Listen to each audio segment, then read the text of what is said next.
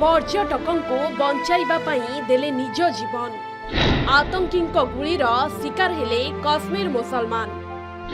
निर्भीकतार सह लढ़िले सत किंतु हराई बसिले निज जीवन। जम्मू और कश्मीर पहलगाम रे होइथिबा आतंकवादी आक्रमण घटना समग्र देश को थराई देछि।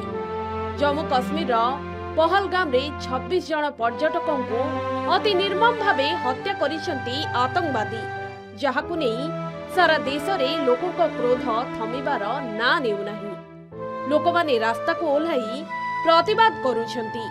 याहरी भितरे जणे कश्मीर मुसलमान को पदक्षेप समस्तन को आश्चर्य करुछि। से पर्यटकों को बंचाइबा पई जेउ पदक्षेप नेइछंती ताकु नेई सारा देश रे चर्चा हेउछि। निज जीवन को बाजीरे लगाई आतंकवादी सह लढ़िले पर्यटकों को बंचाइले सत किंतु तांको निज जीवन रे पड़ीगला पूर्णछेद। मंगलवार जम्मू कश्मीर पहलगाम रे आतंकवादी माने आखिबुझा गुली चालना आरंभ करथिले। सेठारे उपस्थित पर्यटक भयरे थरुथिले।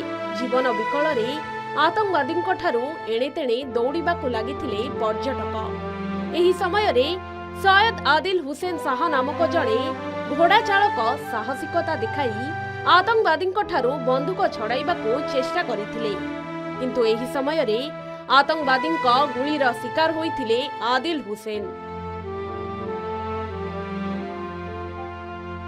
गत मंगलवार दिन घटना। सैयद आदिल हुसैन का देह खराब थिला। घर लोके काम को जीवाकू मना करिथिले, किंतु घर लोकों का कथा न मानी से दिन से पर्यटकों को बुलाइबाकू पहलगाम नेइथिले। हेले सेठारे जे एमिति अघटन घटिब से स्वप्न रे सुधा भाबी नथिले। आदिल हुसैन पर्यटक मानकू घोड़ा रे बसाई पहलगाम नेइथिले।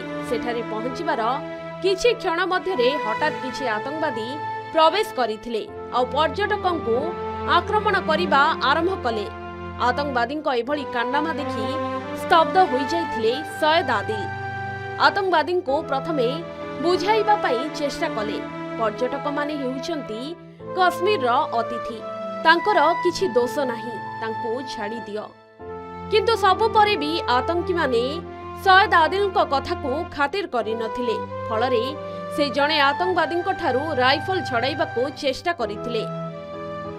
बंधुक छड़ाई नेबाकू चेष्टा करुथिबा समय रे अन्य आतंकवादी माने तांको गुली करिथिले। एही समय रे किछि पर्यटक घटनास्थलरू खसी पळाइबारे समर्थ होइथिले। आक्रमण रे आदिल सह एकमात्र स्थानीय लोक थिले जहांकर मृत्यु होइछि। सैयद आदिल हुसैन मध्य तांको परिवार एकमात्र रोजगारक्षम सदस्य थिले। तांको परिवार रे तांकर बुढ़ा बापा माँ, स्त्री एवं पिला और भौणी अछंती। तेबे आदिल को एभली साहसिकता पई गर्व करुछि परिवार।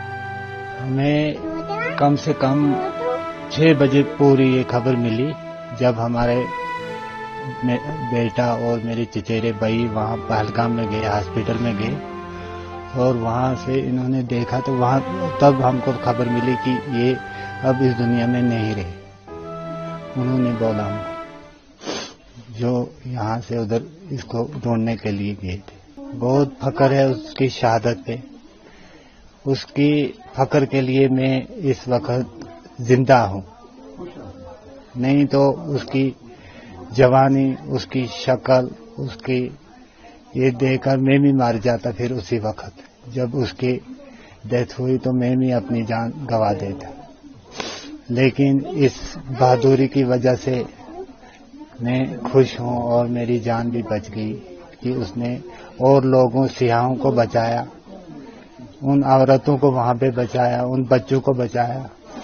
कुछ लोग उसकी वजह से बच गए। ये मुझे बहुत बड़ा नाज है उनका। बच्चा कमाए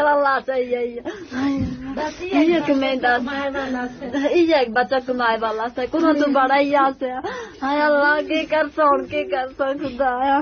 जब ये खबर मिली बहुत अफसोस हुआ, बहुत अफसोस हुआ।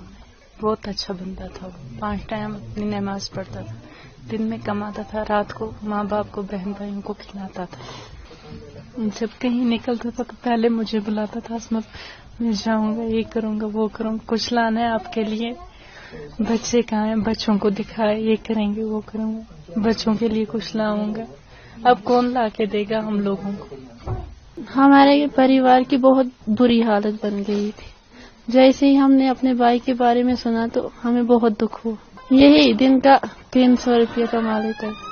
और क्या काम करते थे? यही घोड़े चलाता था, मजदूरी करता था। कई लोग बता रहे हैं कि उस दिन आपकी बड़ी बहन ने मना किया आदिल को कि मत जाओ। जी, बोलने लगा कि आज जाऊंगा, मुझ में इतनी हिम्मत ही नहीं है काम करने की। आज जाऊंगा, कल घर बैठूंगा, कल नहीं जाऊंगा। जब हमने सुना तो वो अपनी जान ही खो बैठा। तो फिर लेकिन हाँ, सुनने में ये आता है कि वो बंदूक छीन रहा था तो उसको किसी ने गोली मार दी। 3 गोलियां उसके सीने में लगी, एक उसकी गले में लगी। जी, कहाँ कहाँ गोलियां लगी थी? शायद एक यहाँ पे लगी थी, एक यहाँ और एक यहाँ पे लगी थी। 3 गोलियां लगी थी। ଏହି ଘଟଣା ପାଇଁ ସମଗ୍ର ଅଞ୍ଚଳରେ ଶୋକର ଛାୟା ଖେଳି ଯାଇଛି। ଆଦିଲ ଶାହା ନିଜ କଥା ନ ଭାବି ଅନ୍ୟମାନଙ୍କୁ ବଞ୍ଚାଇବାକୁ ଚେଷ୍ଟା କରିଥିଲେ। ତାଙ୍କର ଏଭଳି ସାହସିକତା ସବୁବେଳ ପାଇଁ ମନେ ରହିବ।